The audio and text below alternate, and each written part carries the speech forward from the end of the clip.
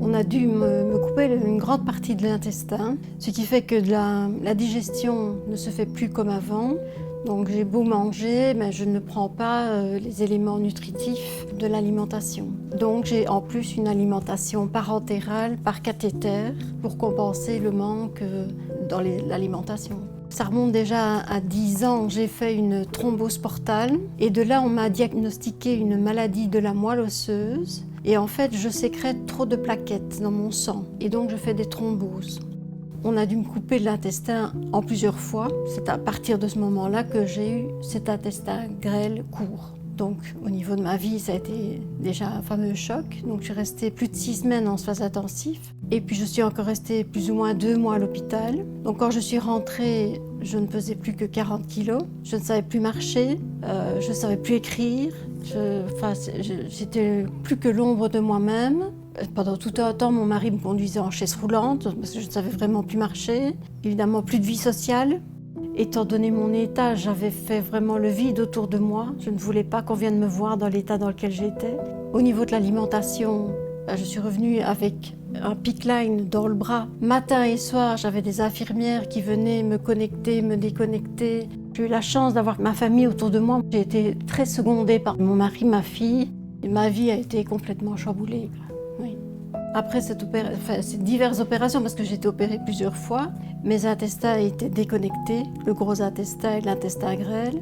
Et on a décidé donc 3-4 mois après de reconnecter les deux intestins afin que mon transit intestinal se fasse correctement.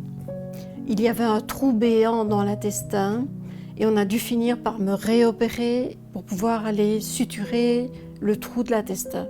Et ce n'est qu'à partir de ce moment-là que ça a été un peu mieux. 2-3 mois après, c'est ma vésicule biliaire qui n'a plus voulu fonctionner correctement. Et donc là, on a dû m'enlever la vésicule biliaire. Et là, le professeur du CHU de Liège, qui m'avait opéré et suivi pendant mes 3 ans, m'a dit là, ici à Liège, on ne sait plus rien faire pour vous et on vous propose d'aller à Louvain. Et là, à Louvain, j'ai rencontré d'autres médecins. Là, ils ont des spécialisations au niveau du grêle court. Et ce qu'ils m'ont proposé en plus, c'est maintenant une transplantation d'un multi-organe. Donc non seulement remplacer mon intestin grêle, mais mon estomac, puisqu'il a souffert aussi, mon foie qui a souffert énormément à cause de l'alimentation parentérale que j'ai depuis 4 ans, et mon pancréas. À Louvain, on m'a permis d'avoir une formation avec mon mari pour pouvoir me connecter, me déconnecter toute seule. Et donc, je peux m'alimenter et ça m'a rendu une fameuse bout de liberté. Oui. Et ce n'est que depuis 1 an, je dirais exactement, que j'ai commencé à remanger par la bouche, des petites quantités. Et puis maintenant, disons que je mange plus ou moins normalement. Donc j'ai vraiment dû changer toute mon alimentation. Et j'ai toujours donc, cette alimentation parentérale 5 jours sur 7. Donc ça fait 4 ans maintenant. Donc c'est beaucoup de résilience, quoi, quelque part. Cette transplantation, c'est un peu comme une montagne qui est là devant moi, qu'il faudra qu'à un moment donné je franchisse. Et je sais que quand je l'aurai franchie, je pourrai recommencer et j'aurai certainement une nouvelle vie. Enfin, c'est mon objectif.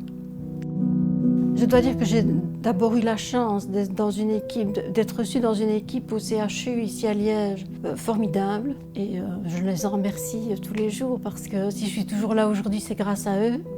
Moi, j'ai remarqué l'empathie des médecins qui venaient de manière très pédagogique nous expliquer ce qu'ils allaient faire, ce qu'ils avaient fait, comment ça fonctionne, quelles étaient l'évolution. Ce qu'il faut vraiment faire, c'est garder le moral. Toujours être positive. Et je pense que c'est grâce à ça que je suis là aujourd'hui. Parce que c'est elle qui nous a amené le courage. C'est elle qui nous a portés depuis son lit. La dernière chose, c'est que quand Muriel a compris que c'était grave, mais qu'elle était passée au travers, sans pouvoir encore parler, elle a montré ses poings. Je vais me battre. Je vais me battre. Et elle s'est battue. Et elle est là.